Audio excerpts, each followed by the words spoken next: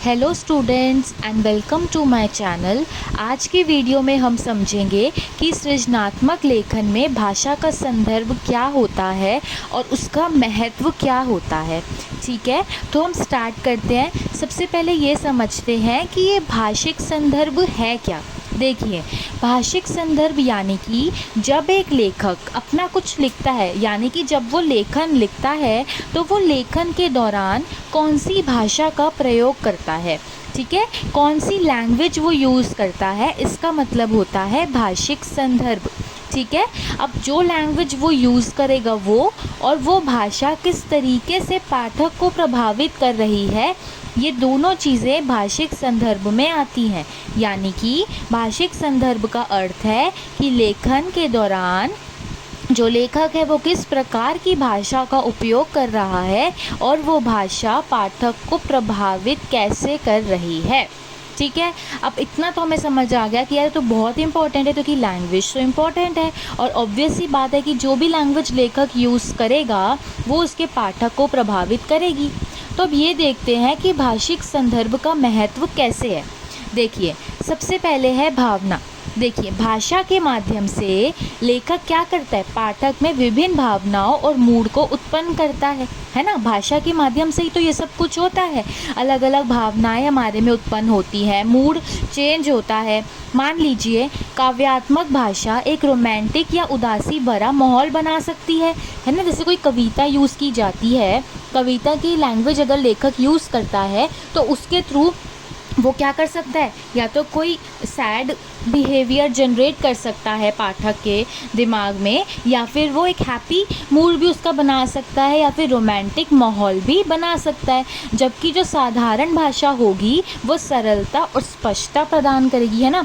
अगर कोई लेखक साधारण भाषा का उपयोग करेगा तो उससे क्या होगा, सरलता प्रदान करेगा। ठीक है, पात्रों का निर्माण, पात्रों के संवाद और इसका जो दूसरा महत्व है वो क्या है कि पात्र जो, जैसे देखो हमने पढ़ा था ना कि जो ये सृजनात्मक लेखन है उसका एक रूप ड्रामा भी होता है, तो उसमें अलग अलग पात्र बनाए जाते हैं। तो देखिए, जो वो पात्र बनाए गए हैं उनके विवरण के लिए, मतलब जैसे हम उनकी आपस में कम्युनिकेशन करवा रहे हैं तो उस कम्युनिकेशन के लिए वो किसी भाषा का उपयोग करेंगे। तो देखो, लेखक जिस भी प्रकार की भाषा का उपयोग करेगा उससे हमें क्या पता लगेगा कि उस पात्र की सामाजिक स्थिति क्या है, उसकी शिक्षा कैसी है, उसकी विचारधारा क्या है। तो ये सब चीज़ें हमें कैसे पता लगेंगी, उस पात्र की भाषा से। अब देखिए, जो इसका तीसरा महत्व है वो है वर्णनात्मक शक्ति। यानी कि देखिए, इसका मतलब हुआ कि भाषा का जो उपयोग किया जाता है उससे दृश्य, ध्वनि, गंध और अन्य इंद्रियों के अनुभव को वर्णन करने के लिए किया जाता है। ठीक है, इससे क्या होता है कि पाठक के माइंड में ना एक माहौल बन जाता है। ठीक है, वो उस माहौल का अनुभव कर पाता है। ठीक है, इसका एक और फ़ायदा क्या है, महत्व क्या है, संदेश और थीम। देखिए, भाषा के माध्यम से लेखक अपने विचारों और संदेशों को प्रभावी ढंग से प्रस्तुत कर सकता है। ठीक है, वो एक ना इम्पैक्ट डाल पाएगा। ठीक है, साहित्यिक उपकरण जैसे रूपक, उपमा और अलंकार भाषा को समृद्ध बनाते हैं और गहरी समझ प्रदान करते हैं। देखिए, हमने कितने सारे अलंकार पढ़े हैं, है ना। तो भाषा में ही तो इन सब चीज़ों का यूज़ किया जाता है और इसी से गहरी समझ भी प्रदान की जाती है। तो एक तरीके का संदेश देना हो, या हम कहते हैं ना कि इस पर्टिकुलर प्ले की थीम क्या थी, तो वो भी किसके थ्रू हम जान सकते हैं, भाषा के थ्रू जान सकते हैं। ठीक है, मान लीजिए एक लेखक एक गांव का दृश्य वर्णन कर रहा है, तो वो अलग अलग तरीक़ा की भाषिक संदर्भों का उपयोग कर सकता है ना।